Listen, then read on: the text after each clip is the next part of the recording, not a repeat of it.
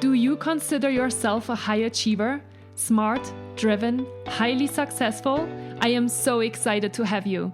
My name is Julia Arndt and I'm the host of the Stress Podcast. I will help you develop your stress resilience the same way you've developed your workplace superpowers.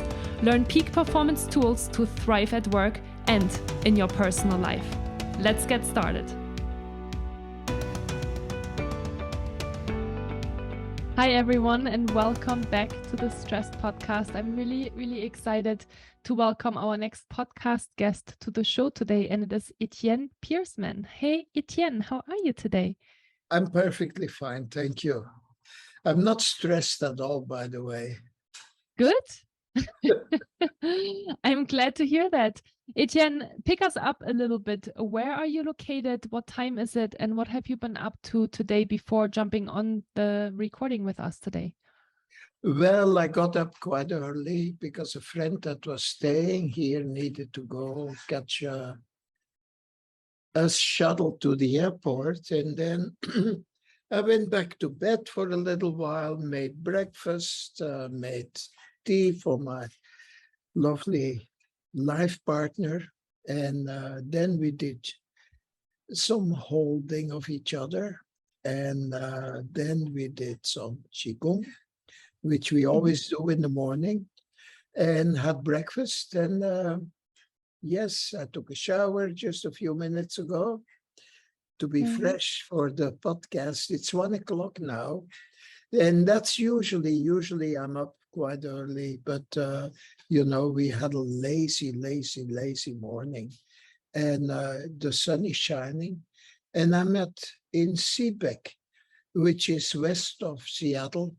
There's a few lakes or a few parts of the ocean between us and Seattle, and it's a beautiful morning here. Wow, that sounds like a really lovely morning. I'm glad to hear that you had so much time for yourself and your partner.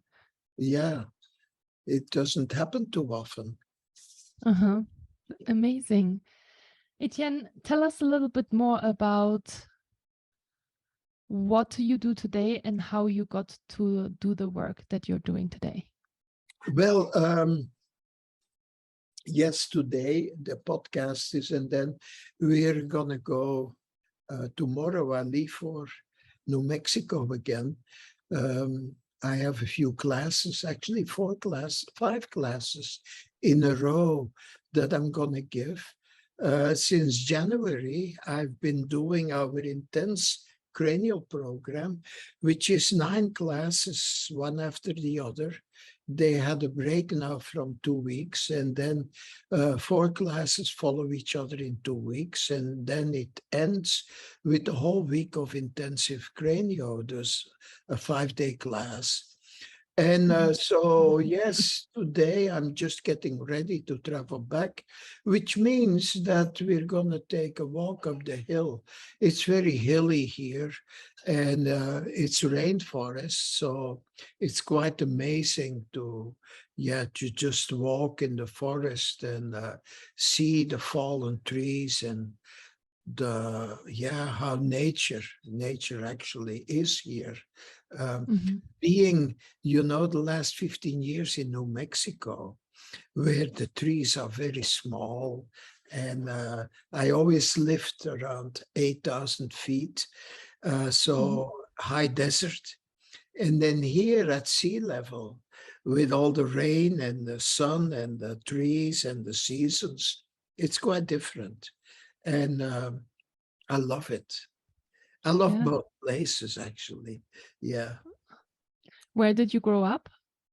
Well, I grew up in Belgium. That's in Europe. Yeah, just between France and the Netherlands, a very small country. And that's Antwerp, Belgium. A lot of chocolate. I know where that is. Yes. That's where I grew up. And of course, I have a sweet tooth. Yeah, that never goes away.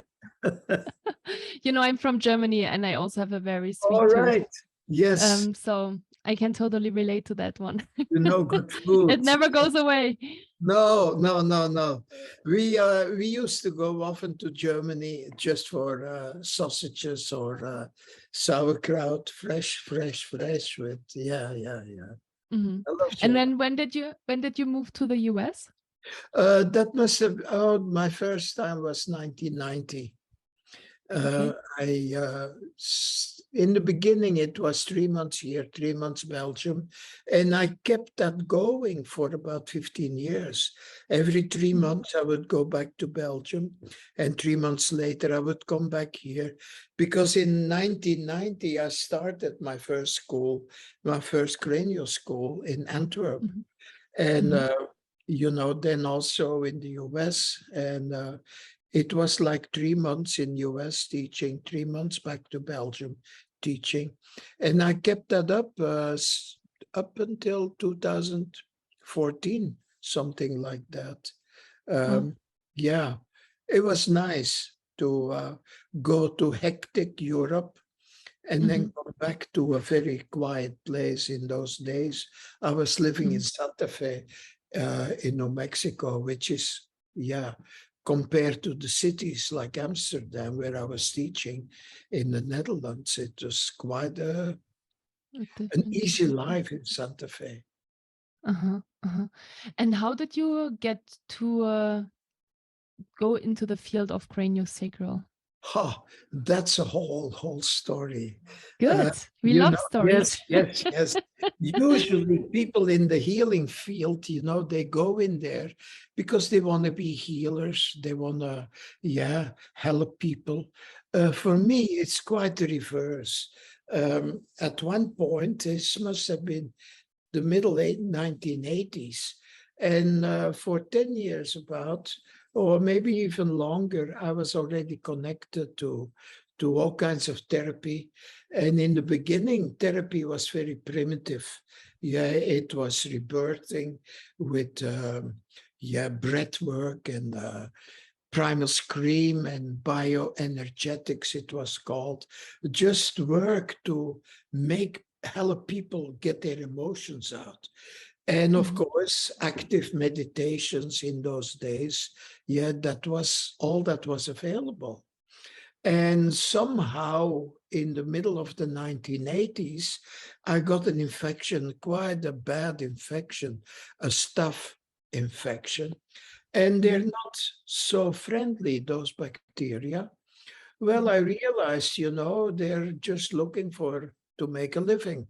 They're looking for food. And if they come in your body, they're gonna eat you. So Mhm. they started to eat my valves of my heart, and then they moved to my kidneys.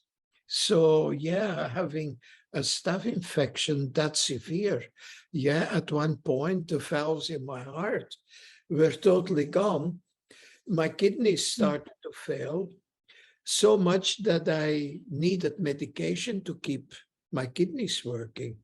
One Mhm. kidney was close to 90% dead Wow. material, and the other one was getting to 70.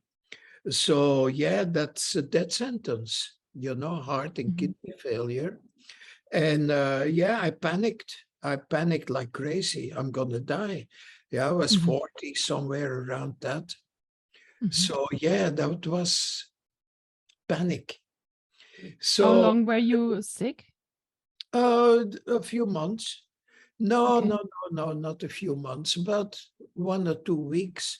It was like like a freight train that is going. Once that started, it only becomes worse in a very short time. And then, yeah, you could say, the miracle of meditation happened to me. At, Mhm. yeah, of course, I didn't know what to do. Mhm. So, yeah, then you meditate because there was nothing else I could do. I had no energy Mhm. anymore. And in the middle of the meditation, I happened to fall into no mind. It just happened. Suddenly, there was total peace. My mind stopped working. I stopped panicking. And I was in total silence and total peace. And yeah, that lasted for about a year. That was stretched out. And at that time, of course, my body was still damaged. So I had to find a way to get rid of the staph infection, which meant going to a hospital. And in the hospital, they were able to give me medication to get neutralize those bacteria. But at the same time, they couldn't heal my heart and my kidneys. It was still, damaged up to the point of no repair. So Because it's irreversible, right? When your kidneys and your heart is yes, so totally, affected. totally. Mhm. And yet I'm still here. But all Mhm. right, a part of the story, that's where it becomes interesting. They put me in a ward with, very old people, twice my age, 80, 90-year-olds. And at a certain night, it was the night that the whole room died. One after the other started dying. And at one point, it was also my turn. Because, hey, I couldn't stay alive with the body that damaged. So, that dying process I went through. And then, it's different things that happen to the body, heaviness, a heat, a cold, all that stuff that happens when you die. And the last thing that will happen is a feeling of you explode. That's the feeling, like Mhm. your cells disintegrate, and it feels like you become the Milky Way, like millions of light points. And I was all watching that. I was aware of what was happening. And then, another strange thing happened. The person next to me, who was also ready to go, he somehow needed help. And that energy brought me back in the body. And from Mhm. that explosion, suddenly I felt myself back in the body, which was still damaged, but I was back in the body.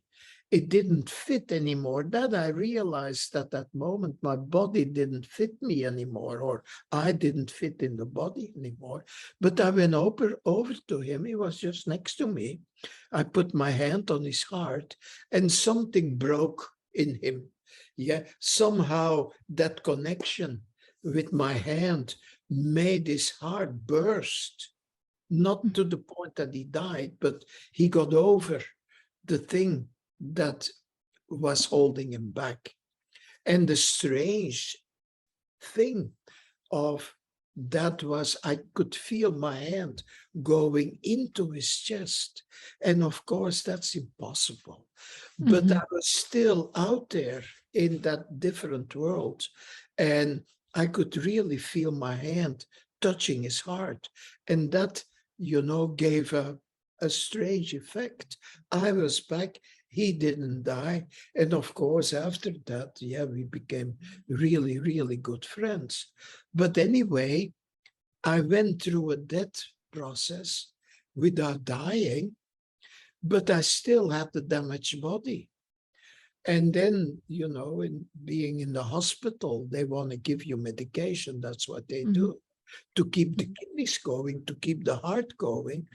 And I felt, that was a handful of medication every day. This is going to kill me. Yeah. That Yeah. medication, the stuff didn't kill me. This is certainly gonna kill. Mhm. So I told the doctor, I'm out of here. Thank you for whatever you did to me, but I'm out of here. So I called a friend of mine, and this was in a hospital in the Netherlands. Mhm. And we drove all the way to the south of Belgium, where you still have woods, like the Black Forest, something like Mhm. that. Very quiet, untouched almost. And all right, I went there, and it was night by the time we arrived. So both of us in a little tent, to sleep. And his energy was so hectic that I had to leave the tent. So I left the tent and I started wandering in the woods. And then I realized I saw very close by a clearing in the wood, where there was a little place, almost like a bed. It was a pine forest, so thick needles, like a cushion. And that place was giving light. There was a light there. And of course, there is no electricity. It was not the moon that was shining right there. But somehow the place attracted me. It was, like a room that was calling me. So I went there, lay down on the earth. And as soon as I lay down, I left my body. And I was just above my body looking at what's happening. I had no clue what's happening.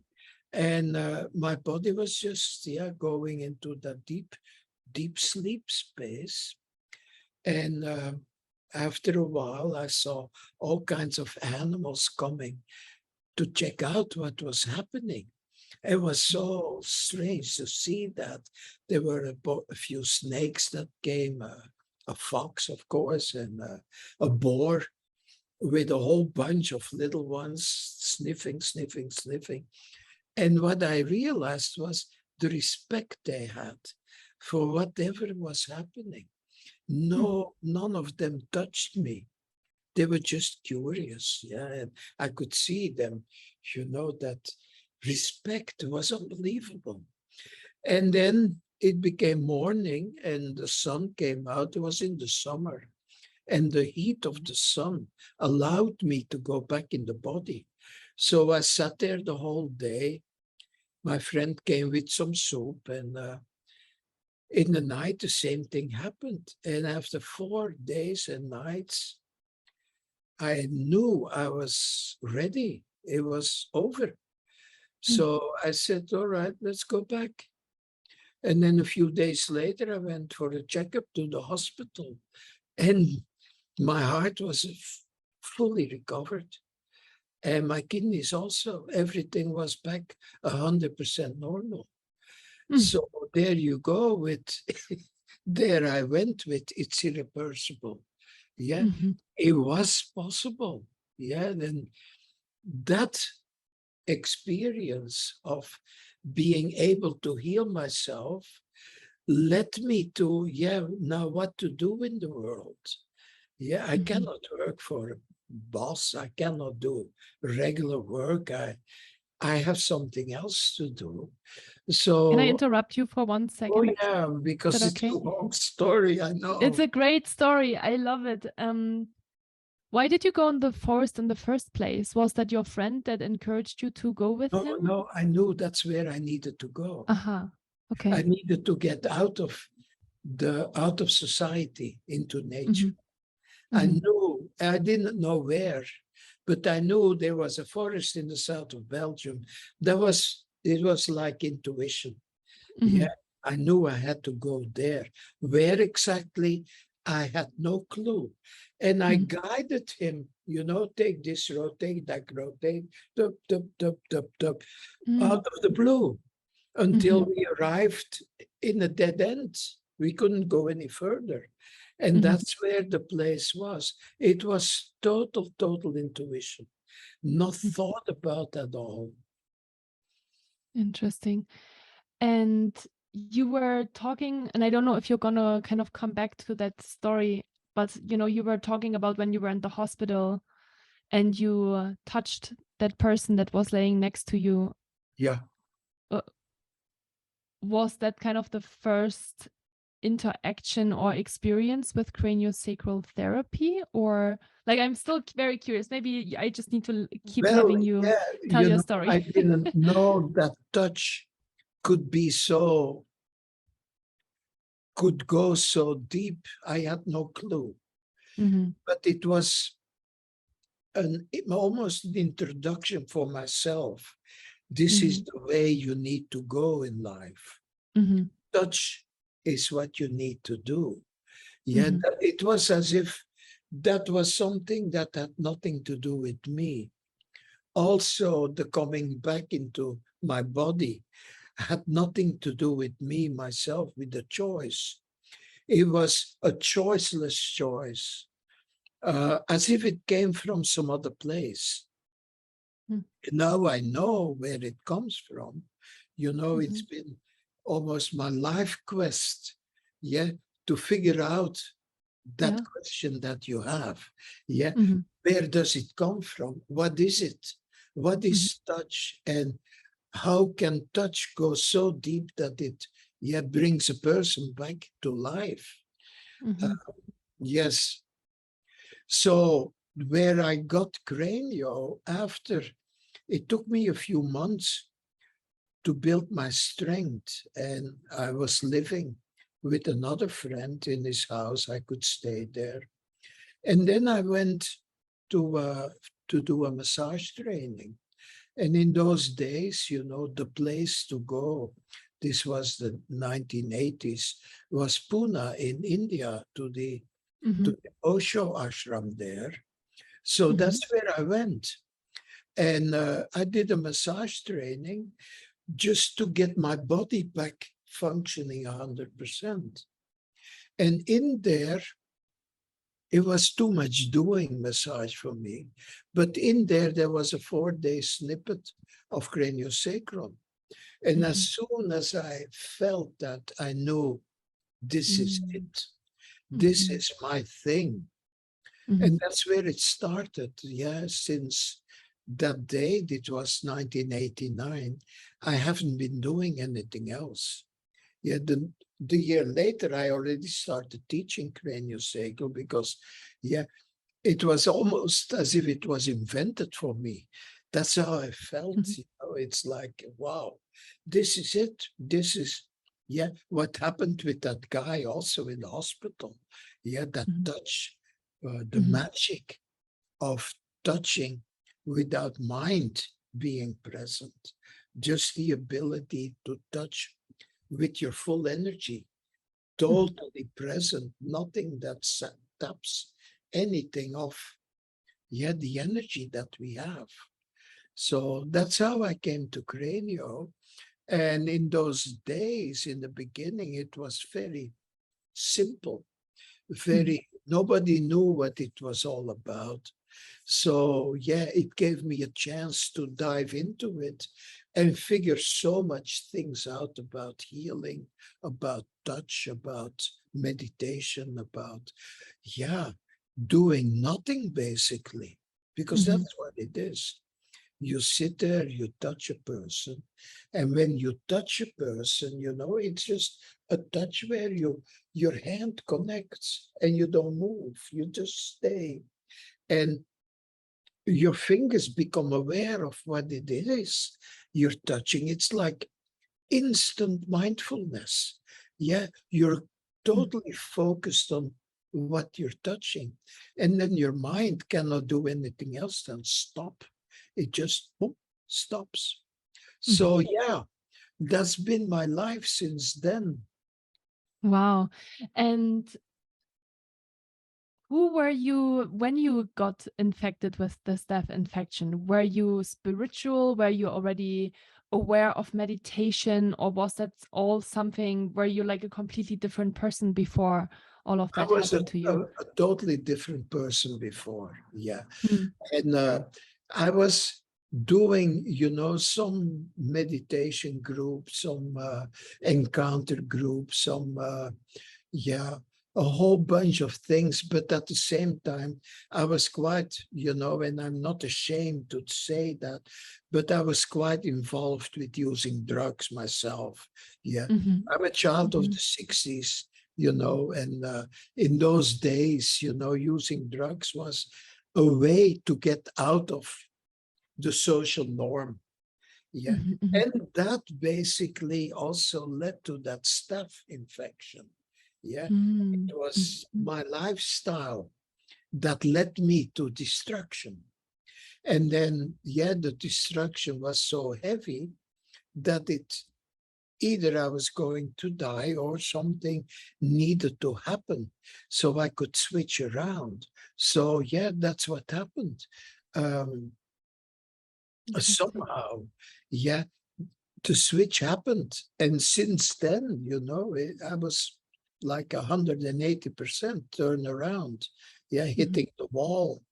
Luckily, not the wall destroying me, but going through it. And then you have so much that you learned, actually. It's not a road that I would tell anybody go that way. Yeah, it fitted for me, but that's about it. Yeah, there is not many people that, although I know a lot of very good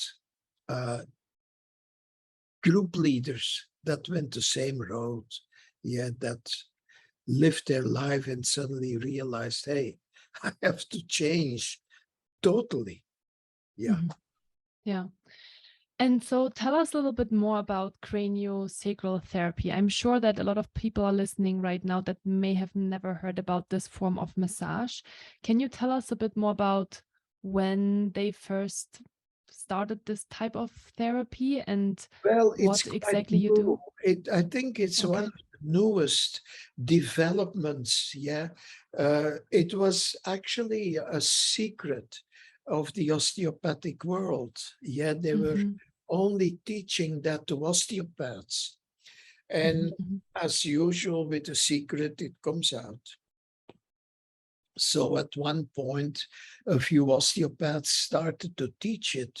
Yeah, and this is 1980s, early 1990s that it really started, to come into the world and taught to lay people who have no diploma of osteopathy like me.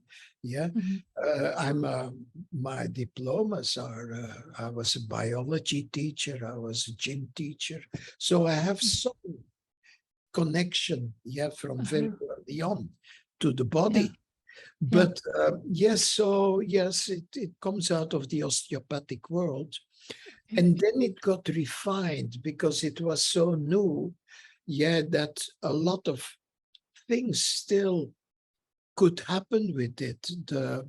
Like the development of how to work with the immune system, how to work with trauma, how to go into meditation with this modality. With massage, you go deep. Yeah, people that are on the table, they feel good, they feel great. But this is a way into meditation, a very easy way, not just for the client to experience no mind, but also, for the practitioner. And that's why I stayed with Cranio, because every session I gave, I could easily go into meditation, just touching. And if you do that consciously, like I told you a few minutes ago, your mind just stops. And then there's, a few secrets that I discovered. And one of them is if you touch for more than a minute, your body as a practitioner, but also the client's body, both start producing oxytocin. You get flooded with it. And oxytocin is what binds a mom to a baby. Yeah, they are in an oxytocin cloud. Now, we replicate that when we touch consciously. There is an instant flooding of oxytocin. So that's one of the things that it does. You and your client are not two separate entities. By touching this way, you become one pool of energy. So your client and you start then feeling what the client feels. Yeah, that's one of the tricks that we observe happening. You just feel everything and you become one. And of course, if your client and you are one pool of energy, then there is more energy to heal the body. Yeah, because there is almost an so much energy that, endless almost. Mhm. So, that's one of the things that happens at that moment. What else? Yes, what craniosacral is basically all about is opening up the skull so that the brain has its maximum space available. We all at birth go through a channel that's too small. That's the way we get embodied, to go through that compression. So that's one of the things, the main thing, basically, what we do is finding, touching all these bones. And if you do that without any what is the right word? If you just wait and connect to the bones, and that's so beautiful, they will tell you how to move, what they need, and they will go to their place of, their ideal place by themselves. It's magical and it's so easy. Yeah. If you don't think about it, it will happen by itself. So we do that with the skull, but also with the spine. Yeah. Giving everything maximum space possible. And then the body gets back to its own resources, its own self-healing abilities. That's the focus has shifted in this work from doing therapy to a person to allowing them to get back to their self-healing potential, just bringing back their resources, and the body will heal itself. It's what happened to me. I didn't do anything in the woods. It just happened. The body was able to heal itself.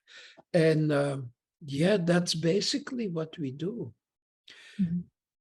It sounds magical.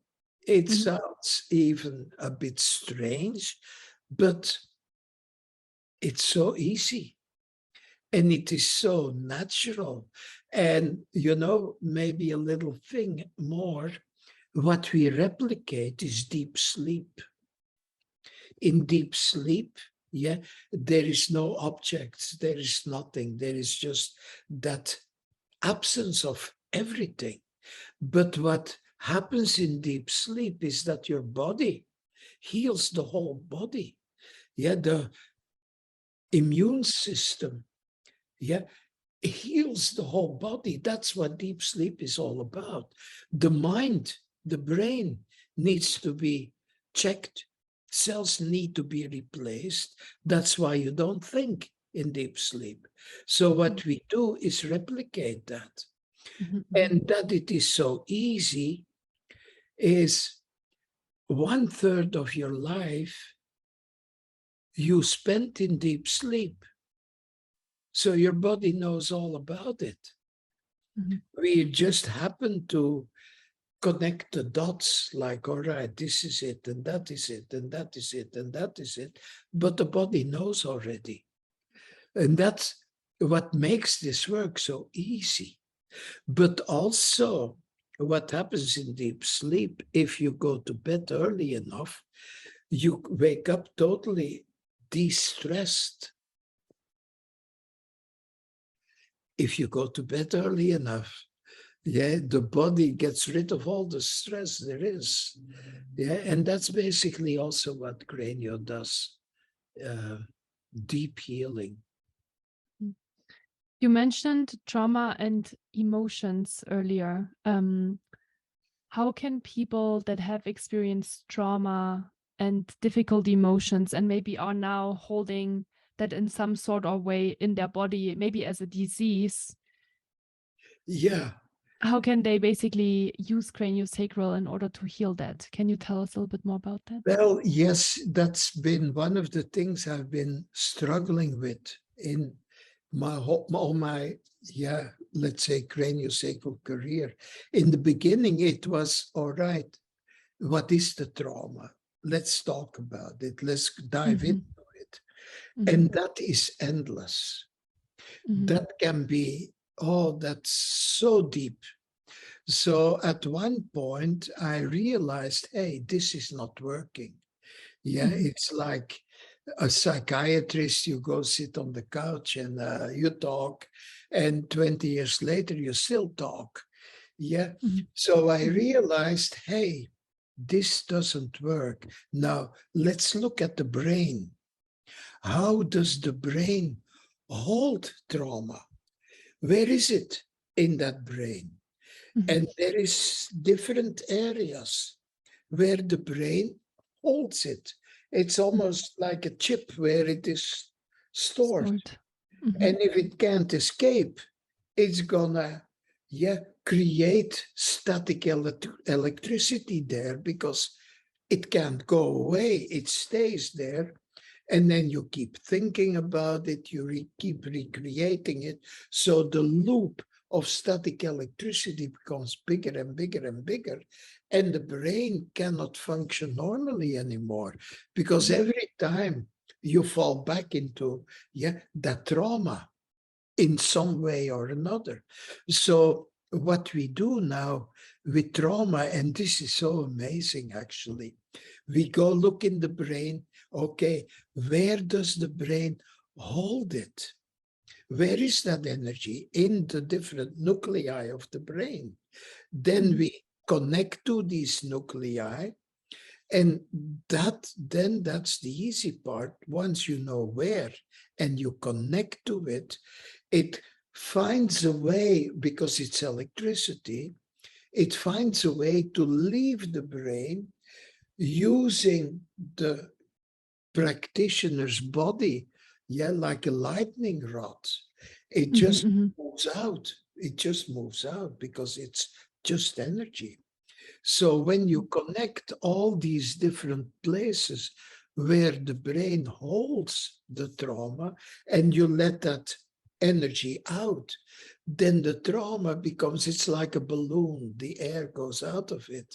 And at a certain point, it's just a small thing. And now you can easily talk about it because the charge is gone. And yes, that's how we deal with that. And on top of that, we go, and this is actually the first class that I developed. We go to the mother of all trauma, which is the heart. The heart is the very first organ that starts functioning in the body. It's about 18 days after conception, your heart starts to beat. So it knows everything. It's been working since the very beginning. Now, the heart needs to be protected because it's so small. The person is a baby. It needs to be protected so that it doesn't get hurt. And therefore, the heart from the very beginning has a membrane around it, the heart protector, the pericardium. It sits around it and it protects the heart. But with most of us, it has to do such a hard job of protection because anything can hurt you. And then it becomes thicker and thicker, energetically. Sometimes, and people feel sometimes like they have a steel plate around their heart. And then love, they are unable to let love out or let love in because of that baby protection. So if you are not aware of that, and if you don't look at it, you spend your whole life with the same protection. And you don't realize that actually, hey, you're grown up, you can change things. So that's one of the first classes that we introduce. How does your protector look? And then you can change it. And then comes the most important thing. Then I'll ask, hey, Julia, are you willing to lend your voice to your heart? Mhm. Hello, heart of Julia. Can you hear me? What is it you need to tell Julia? Oh, yes, now the heart is talking to the person. And that is such a deep, deep thing that people go through. Yeah, when they really connect directly to their own heart. I can also ask, hey, how is your heart doing? And then usually when you ask that to a person, their eyes go up there or up there, and they answer via the mind. But if it's a direct connection with the heart, we also do that with the heart protector or with any of the organs. Yeah, it's one of our tricks. Mhm. Mhm. And I have so many questions. This is really fascinating. Have you been able to heal people from the same types of, I'd say, diseases that you've had? Like, have you had people with kidney almost failure or with heart Well, diseases that you've been able to heal? one of the nice things, one of the nice examples, at one point, it's a little different. At one point, one of my graduates, this was in Belgium maybe 15 years ago, she got a bleeding in the brain and half of her body was paralyzed. She could talk, but when half of the tongue and the lips are paralyzed. So luckily, um, her husband called me the same day when that happened. So I think 2 days after the event, I went to the hospital and I connected to her. Yeah, I put my hands on her skull, on her brain. And because she was already knew about Cranio, of course, she was a graduate. She knew how to talk, how to look inside.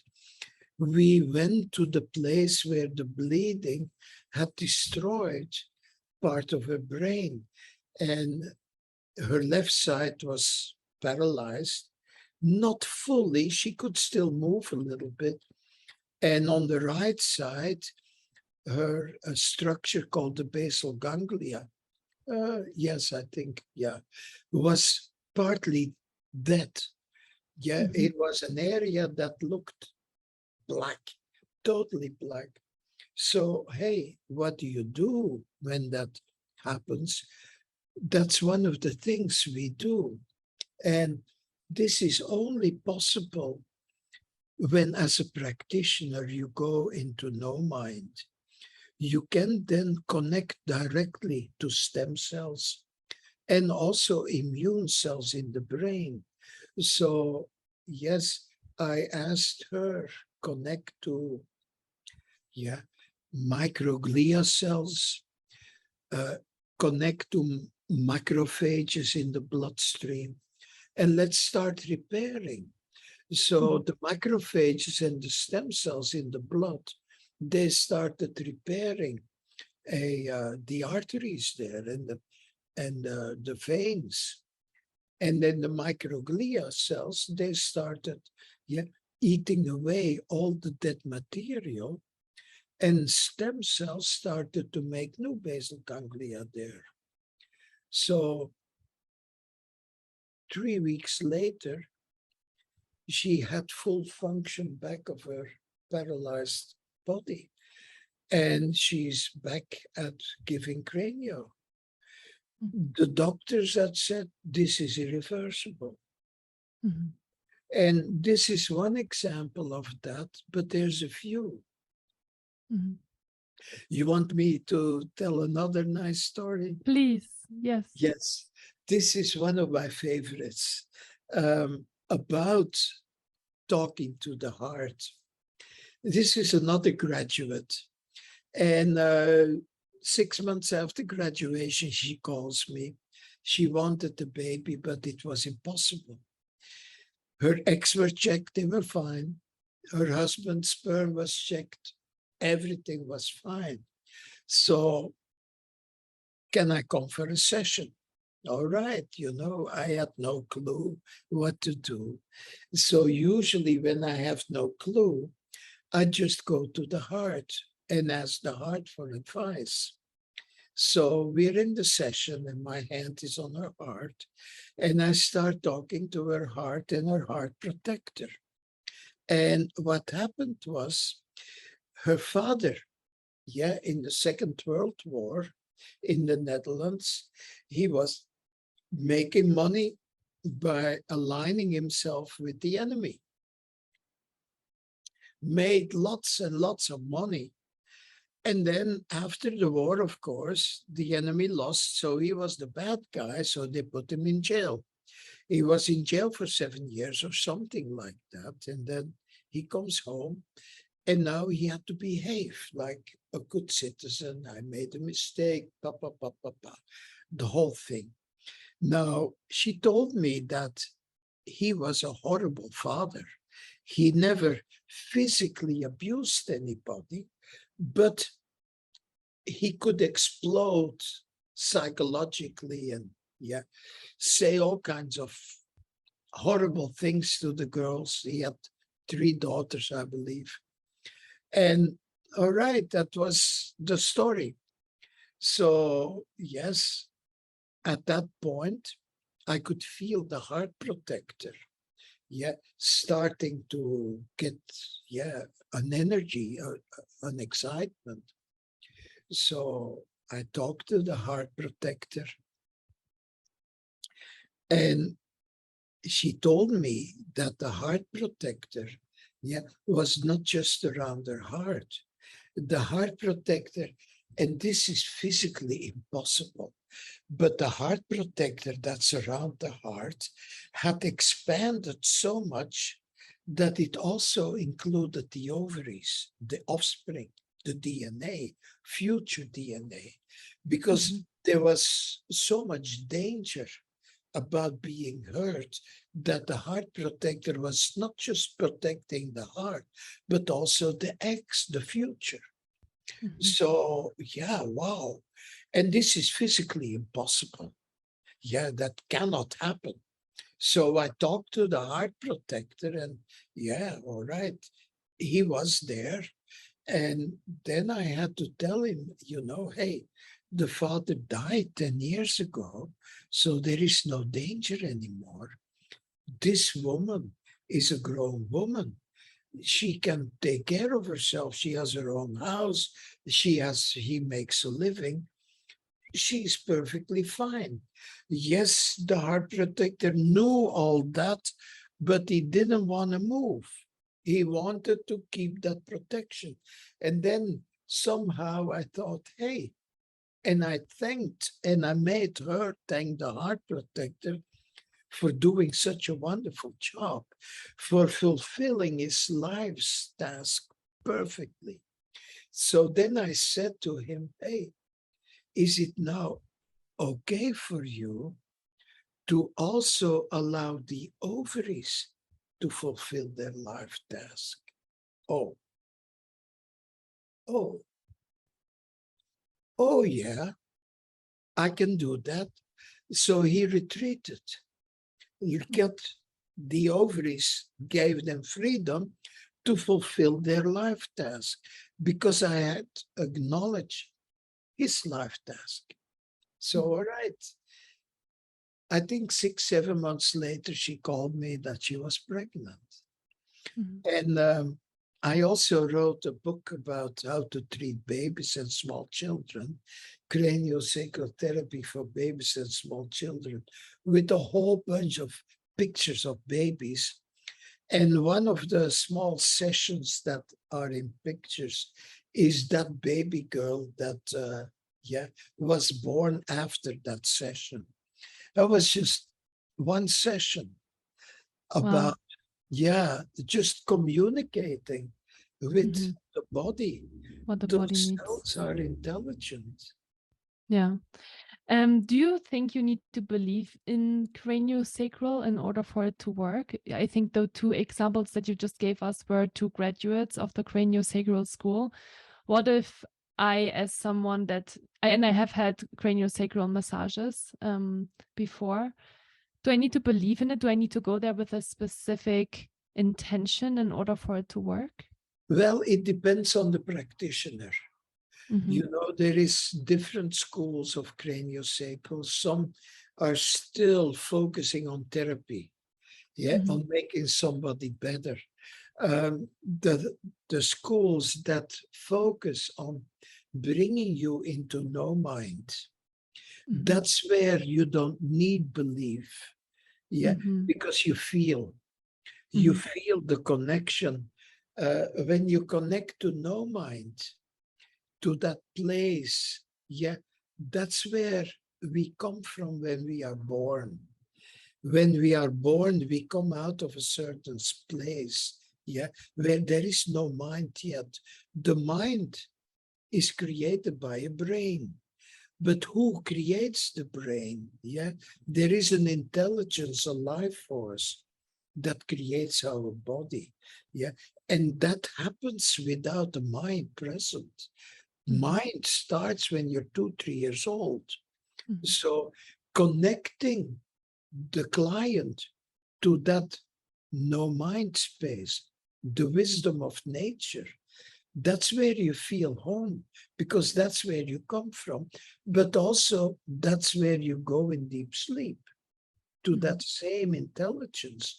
And that's also when your body disintegrates, that's where your soul goes back to. So that's your true being, that no mind space. So a craniosacral therapist who knows to bring you there, immediately you feel it. And immediately you know you're home. You just feel totally grounded, not to the earth, but to your intelligence, to nature itself, which is more than the earth alone. It's the whole cosmic, it's consciousness. You connect back to, you could say godliness, to that thing we call God. That's where you connect to. And you as a practitioner, do you feel very energy depleted after a session? At all. Not at all. Because you connect to that. It's not your own energy. You connect to the life force. You connect to a different place. And yes, for me, I don't do sessions anymore. I just teach. I teach. Almost half a year. But that's when I'm in class and I connect to that space, I just get energized, not depleted. It's the opposite. Because it's almost like riding the waves. I don't make the waves. I'm riding the waves. I'm an endless surfer, you could say. Always going on the waves of the life force. And it just takes you.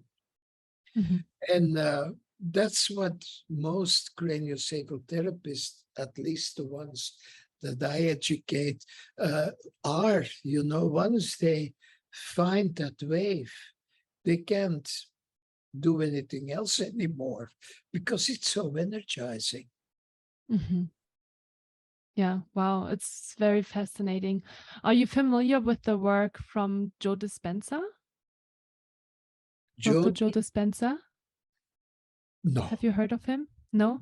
He has a very similar story. He does different work in the sense of, I don't think he does craniosacral, but he has a very similar story of how he healed his own body, which reminded me of your story as well.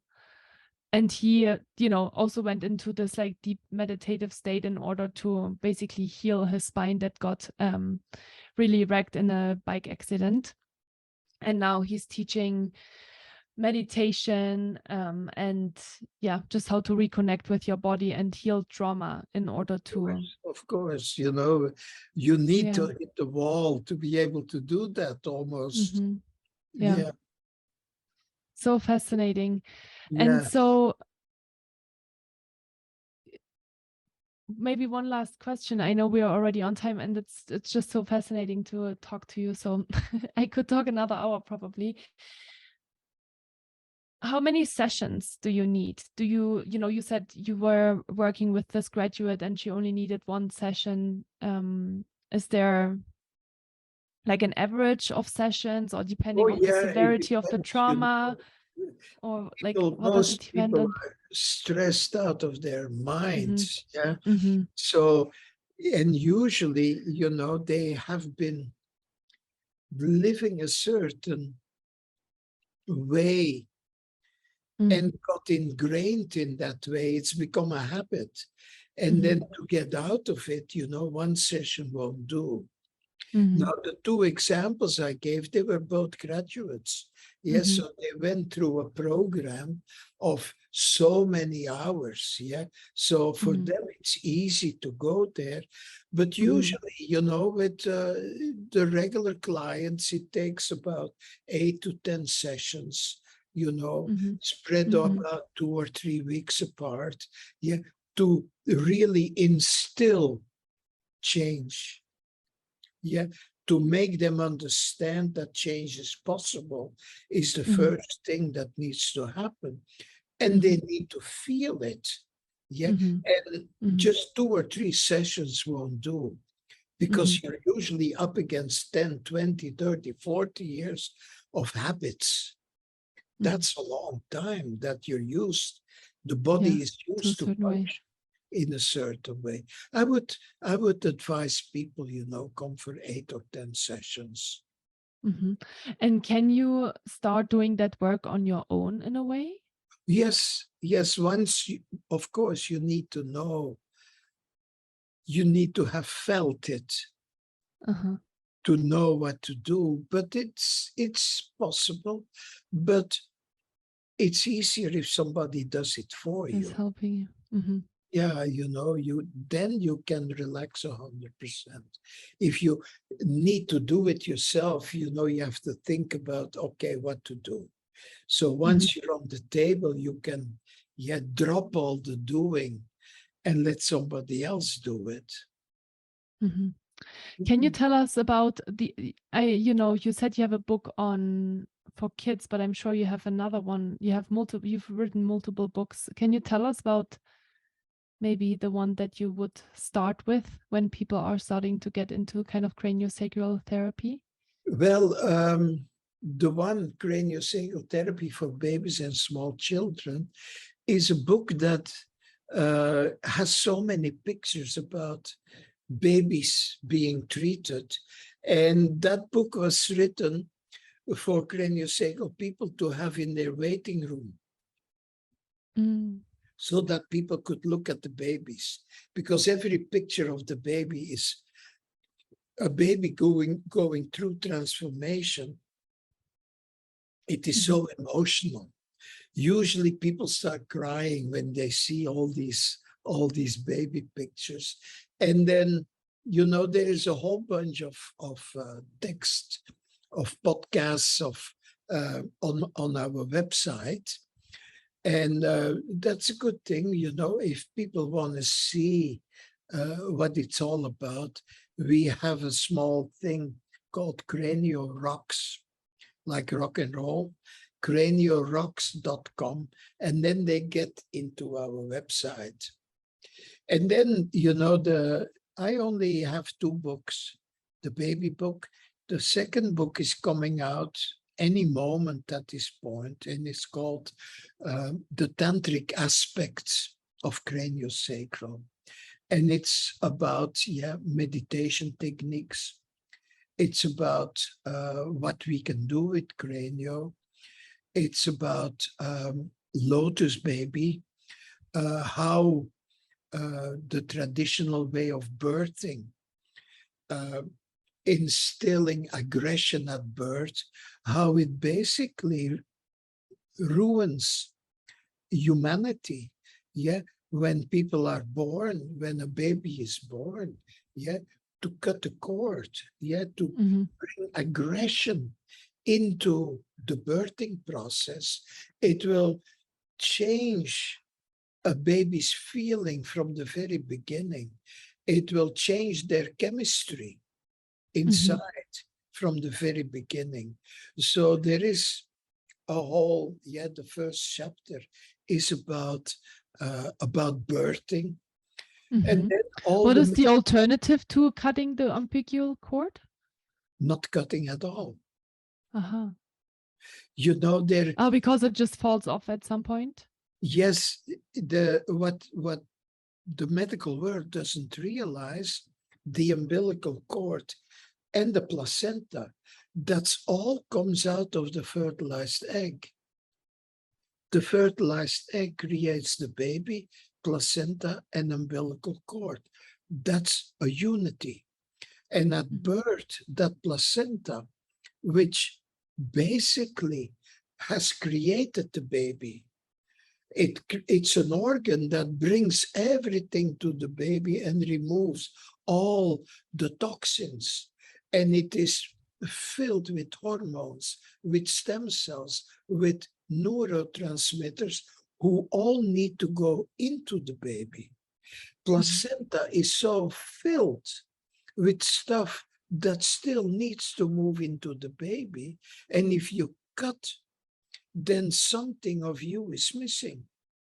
And I felt my whole life on a very, very deep level that something was missing. And I had no clue what. Of course, it's what is in placenta. And I came to that because I started meeting a few babies that were born without cutting. And it takes about 3 to 7 days before the umbilical cord disconnects by itself. 3 to 7 days. And when you don't cut, when you allow the placenta, to be with the baby for a few days, you see it starts to shrink, it starts to shrivel up. You can almost feel the energy moving into the baby. Now, the babies that I met that have been born that way, they are so different. It's like night and day. They don't cry. They feel so fulfilled. They feel like a Buddha. It is amazing. We call that lotus bird.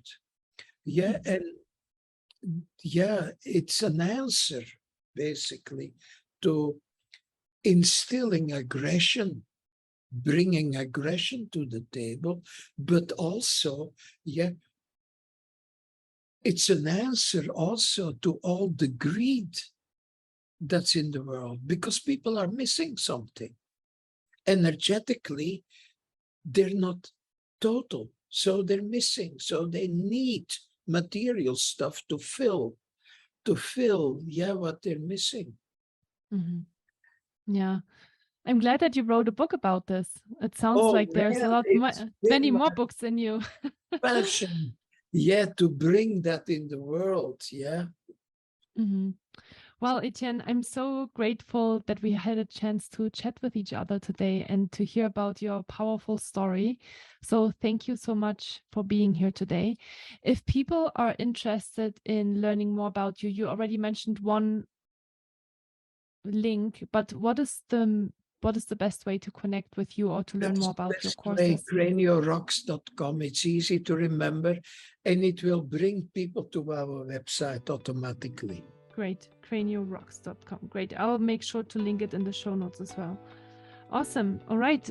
Well, listener, let's finish it up. So if you have been listening to this podcast episode right now and you found the information that we shared today really helpful, please make sure to share this with anyone that you feel like might benefit from this as well.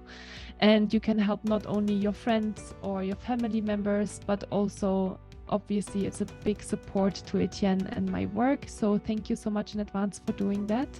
And again, Etienne, thank you so much for your time. Thank you so much for your wonderful energy. And maybe we'll have you back on the podcast if other people have more questions. I have so many more stories. Yes, I'm sure you do. Amazing. Well, thank you so much. Thank you. I enjoyed it. Thank you.